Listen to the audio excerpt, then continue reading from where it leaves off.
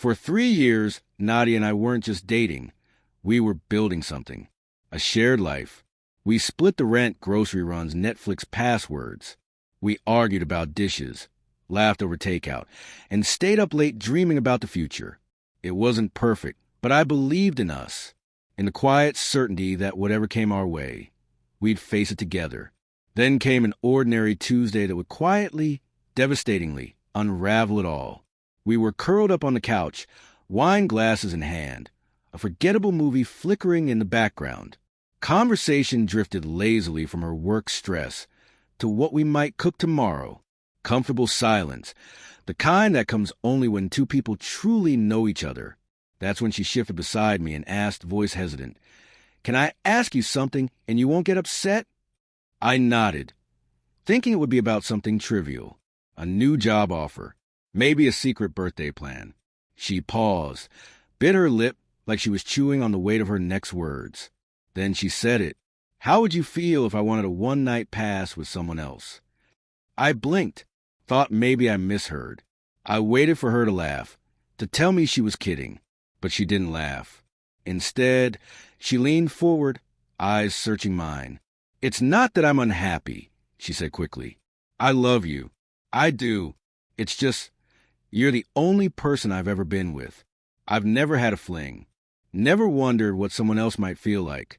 And I think if I could just have one night, no strings, no emotions, it'd get out of my system. And then I'd be all in. With you." The room seemed to tilt. My heart was pounding, but my face stayed still. No shouting. No accusations. I just looked at her. "You want me to agree to that?" I asked. She nodded slowly. "Yes." I sat back, mind reeling. And then I said calmly, "All right, I'll agree on one condition." Her face lit up like maybe this wouldn't end badly. What condition?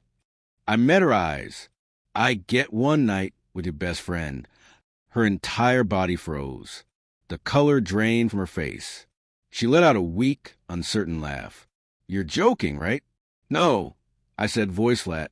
"You want something selfish? Something just physical? Then I want the same. Fair is fair." The energy in the room shifted, so fast it gave me whiplash. The weight of my words hit her like a brick. Her best friend, the one she gossiped with, drank wine with, shared memes and secrets with. Suddenly, her fantasy wasn't so harmless anymore. Her voice cracked as she whispered, "You're just trying to hurt me."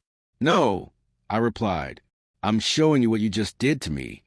She stared at me, stunned and silent, then stood up, grabbed her coat and bag, and left without another word.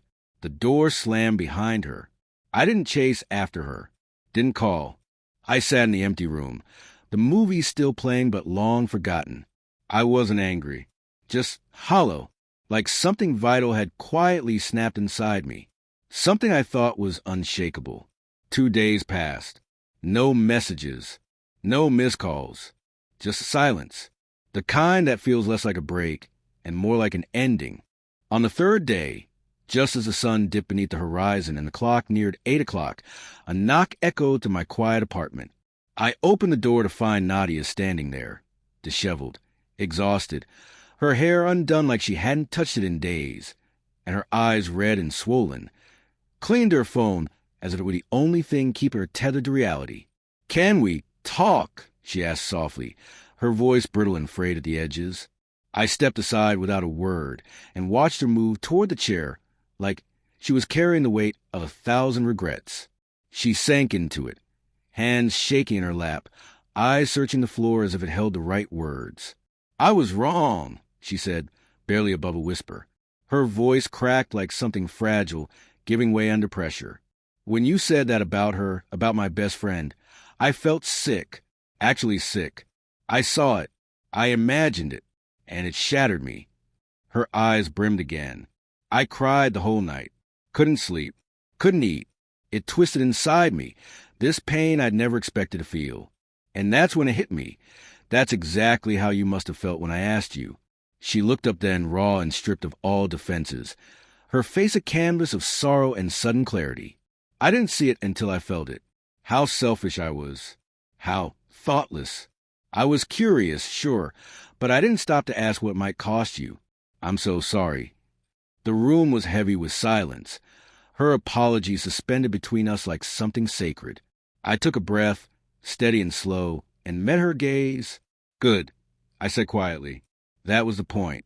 Not to hurt you, but to make you understand what you did to me. She nodded, tears slipping down her cheeks as she wiped them away with the back of her hand. There was no defensiveness now, just remorse. And then, almost without thinking, the next words came. We're okay? I told her, my voice firmer this time. But if you ever ask me something like that again, we're done. No conversations. No explanations. No second chances. She nodded again, lips trembling, but this time with resolve. No arguments. Just honesty, she whispered. That moment didn't erase the wound, but it began the healing. Months have passed since that night.